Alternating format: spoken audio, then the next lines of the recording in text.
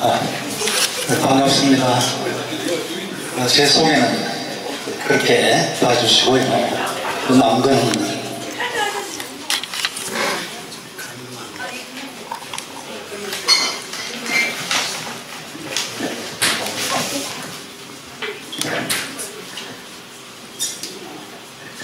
제가 슬라이드 넘겨드릴까요? 아니요.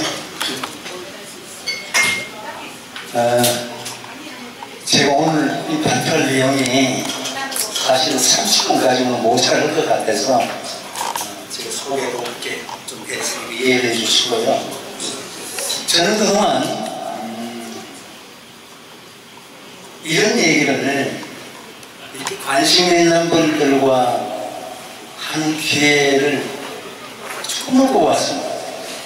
왜냐하면 여기에 관심 없는 분들은 제가 여기에 관해서 얘기하면 심한 사람은 있었다.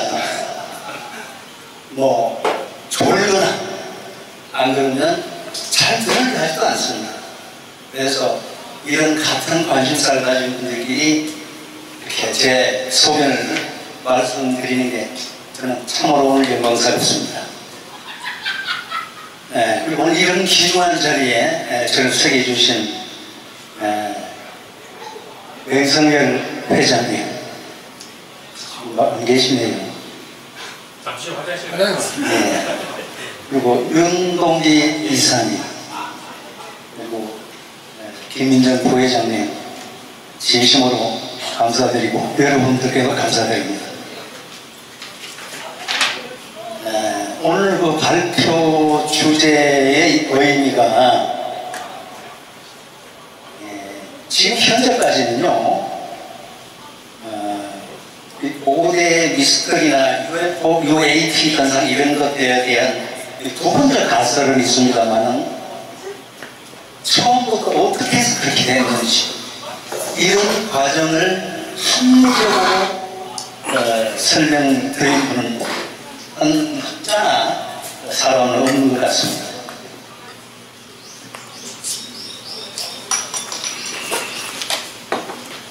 오랜만에 가니까 목이 가서 오늘 제 가설은 이런 기술종결의 이걸 제 나름대로 합리적으로 정립했다는 것이 오늘 발표 주제의 의미. 자, 제가 얼마 전에 이렇게 몸이 좀 불편해서 자율신경 이상이라는 이런 증세를 좀 겪었습니다. 오른쪽 눈, 왼쪽 눈이 좀 짝짝이가 돼가지고 오늘 선글라스를 좀 끼고 나왔습니다. 제 발표하기 전에 당부 말씀이 조금 있습니다. 제 발표 내용도 중에 말도 안 된다 이런 사항이 확인되면 이 메모에서 나중에 질문을 또 이의를 제기해 주셨으면 합니다. 그리고 이 가설이라는 것은 사실 여부가 아니라는 것입니다. 합리적 가설이라는 것을 강조해야 됩니다. 그리고 또 제가 말씀드렸듯이 학문을 연구하는 학자가 아니고 이 발표 내용이 학회의 기준이 아니라는 것. 그 다음에 가설 내용 중에 어떤 정확한 숫자나 수치 요구는 조금 무리라는 것입니다. 물론 숫자가 나오겠지만요. 자, 본론을 시작하기 전에 가장 최악의 SF 가설 한 가지를 좀 말씀드려볼까 합니다. 지금 이 가설은요, 많은 학자들, 소위 박사급 학자들조차도 주장하는, 제가 볼 때는 제 개인적으로는 박사급 바보 아닌가 이렇게 생각할 정도로 그게 무엇이냐면 외계인 침공설입니다. 제가 생각할 때는 외계인 침공설은 전혀 터무니없다 하는 것입니다. 자, 지금 우리 지구인의 수준이 달까지가 38만 킬로미터입니다. 근데 우리는 달까지도 인간이 겨우 합니다. 그 다음에 화성은요, 가까운 화성은 아직 사람도 가지 못하고 있습니다. 그렇다면 지금 그들이 학자들이 말하는 외계인 침공처럼 말하는 외계인은 화성에서 온 것도 아니고 달에서 온 것도 아닙니다. 저 멀리 오리온자 어쩌고 저쩌고 소위 몇백 광년 내지 최소 광년 단위, 그 광년 단위에서 지구를 침공한다는 것은요, 지구를 정복하러 오겠다는 거 아닙니까? 그러면 우리 지구의 수명이 지금 달까지도 배워가는데, 광년이라는 것은 1년에 빛의 속도로 1년 간다는 것 아니겠습니까? 근데 지금 달까지 가요. 38만 킬로면 0.2초도 간 겁니다. 맞습니까? 자, 그렇게 몇백 광년 단위로 오는 외계인이 그 수준으로 우리 지구를 침공한다? 우리는 그야말로 게임이 되지 않습니다. 차라리 침공한다기보다는 접수하고 온다? 이 말이 맞을 겁니다. 자, 그 외에 다른 여러 가지 문점은 제가 차차 얘기를 하면서 말씀드리겠습니다. 더 말도 안 되는 게 하나만 더 말씀드리겠습니다. 저도 영화를 한 사람이지만 우리 SF 영화를 보면요, 요즘은 그게 잘 안 나옵니다만 얼마 전까지 그런 영화가 많이 나왔어요. 외계인이 지구를 침공하는 영화, 그걸 보면 주인공들이 외계인이 쏘는 무기를 피해다닙니다. 자, 우리 지구를 침공한 정도면 어마어마한 과학기술 차이입니다. 근데 그 사람들이 쏘는 총에 또 내지 무기에 맞지 않는다? 주인공이 피해다닌다? 너무 심합니다. 그래서 좀 더 영화에 대한 얘기를 다음에 강연자 하시겠지만, 이제는 그런 터무니없는, 너무 터무니없는 이 설정은 좋아하지 않을 겁니다. 네.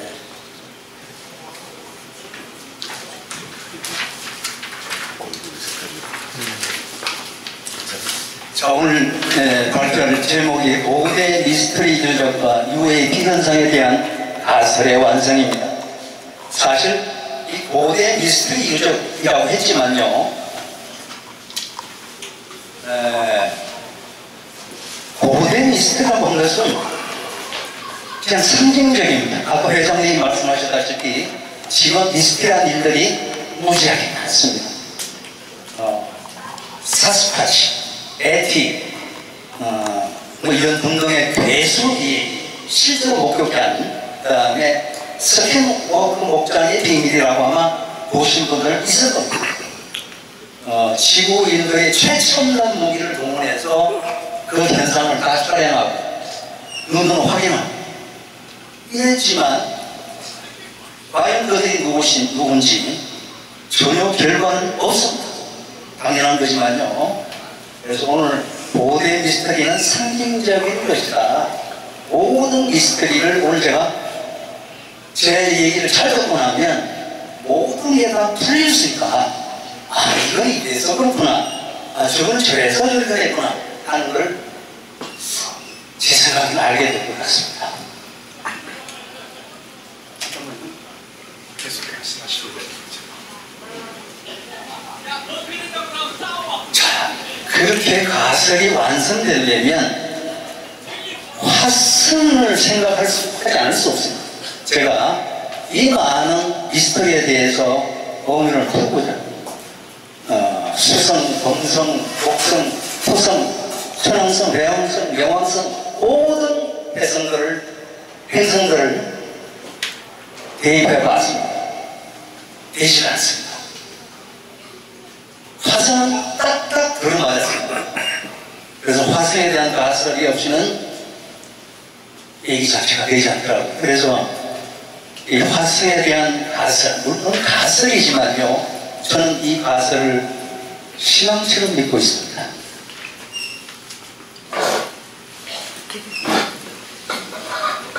지금 화성은 지금 여러분들이 보시는 화면에 그린 것 같이 이 나사에서 발표한 자료만 가지고도 모든 구성 성분이 지구와 비슷하다는 가설이 아니고 거의 정설에 가깝습니다. 그 다음에 생명체가 살았다. 이것도 가설이 아니고 지금은 거의 정설에 가깝습니다. 지금 제가 한 사례를 보여드렸는데요. 이런 기사가 여러분들 수없이 봤을 겁니다. 이게 무슨 대충 이렇게 그 사람들이 말을 한 게 아니고 다 근거를 가지고 이렇게 기사화된 거죠. 그러니까 지금 화성은 지구와 거의 같은 구성물질, 또 바다가 있었다, 강이 있었다, 소금이 있었다, 물이 있었다, 또 과거에 생명체가 있었다. 자, 이 정도 되면 화성이 가장 이 가설을 만드는데 적합하다고 저는 봤습니다.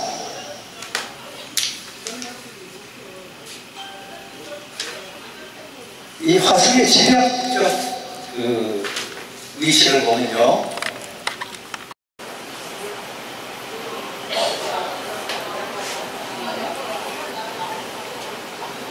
지금 화성과 지구 수성이 일렬적으로 나와 있지만 실제 화성과 태양에서의 거리를 위해서 이렇게 지금 그림이 나와 있는데요, 우리 지구와 화성 간의 거리는 상당히 멉니다. 왜냐하면 지금 서로 못 찍겠는데 화성이 저쪽에 있습니다.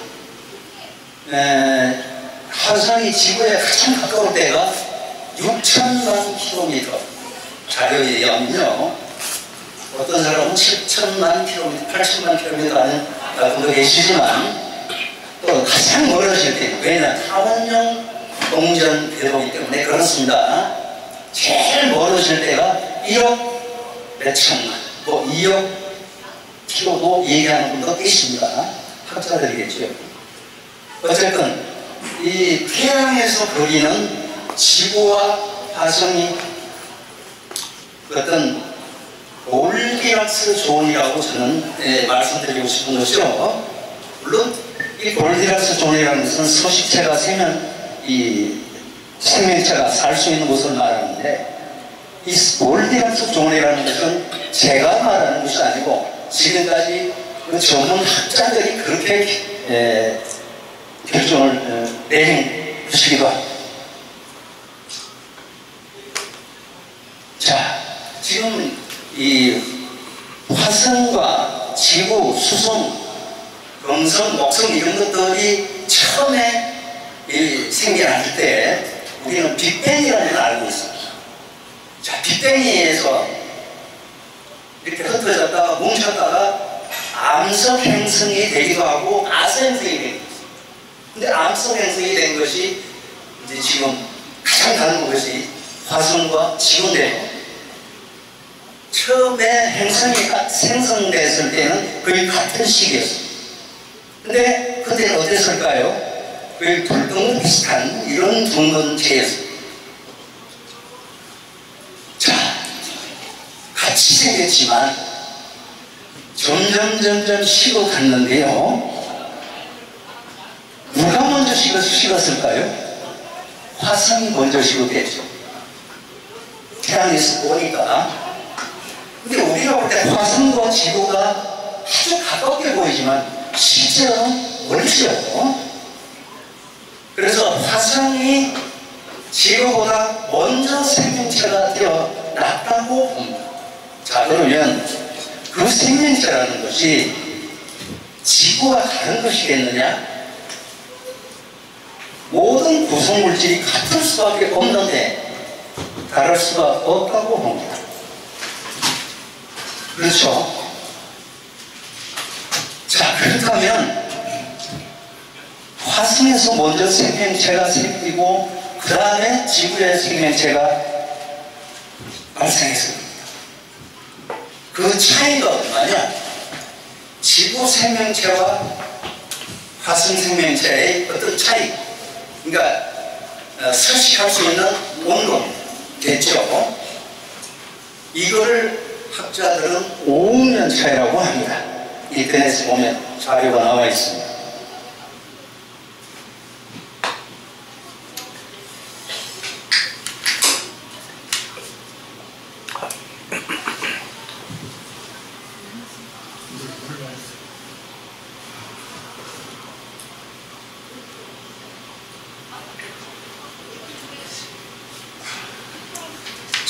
화성과 그리고 지구, 생명체가 탄생한 것은 그렇게 돼서 시차가 있고 5억 년이라는 시차가 있지만, 저는 화성의 생명체가 생겼을 때 지구와 대자뷰 같은 진행이 되지 않았을까? 이거를 말도 안 되라고 말하고 계십니까? 저는 없다고 봅니다. 그렇다면 거기서도 똑같은 인간이 태어났다고 저는 말씀드립니다. 근데 문명이 시작된 지점이 있을 겁니다. 이 화성인들이요. 그 다음에 지구인들이 문명이 시작된 지점이 있습니다. 그걸 언제 보느냐? 지구인들은 지금 제가 볼 때는요, 약 10,000년 정도. 물론 뭐 문명의 어떤 해석 차이에 따라서 조금씩 달라지긴 하겠지만, 문명사회라는 것은 제가 볼 때 지구는 한 10,000년. 근데 화성과 지구가 그렇게 뭐 딱 한덩이처럼 같이 이 기간이 지났을 것이라고는 생각하지 않습니다. 왜냐? 화성은 여러 가지 주변 여건이 다르고, 우리보다 5억 년 먼저 생명체가 태어났다 하면 그 시기에 어떤 주변 상황, 우주의 안정성과 불안정성, 뭐 여러 가지들이 또 화성은 지구보다 작습니다. 어떤 그런 여러 가지 요건들, 이것들을 볼 때 여러 가지 상황이 좀, 제가 볼 때는 화성이 좀 열악하지 않았을까? 왜?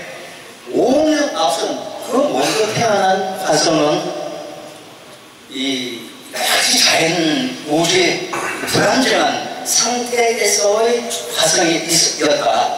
그렇다고 하면 이 생명체가 태어났어도 인간이 문명을 시작한 기간이 늦었고요. 또 문명이 시작돼서도 상당히 지구보다 늦었었다고. 왜? 주변의 여건이 그렇게 했는 여건이 무엇이냐? 이 화성은 우리 지구도 그랬습니다. 과거에 소행성이 떨어져서 엄청 많은 멸망스러운 과정성이 있었죠. 유카탄반도라든지 우리나라의 함양인가요? 함양인가요? 거기 아예 마을 하나가 운석이 떨어져서 또 지금 거기에 항공처럼 생긴다고 그러죠.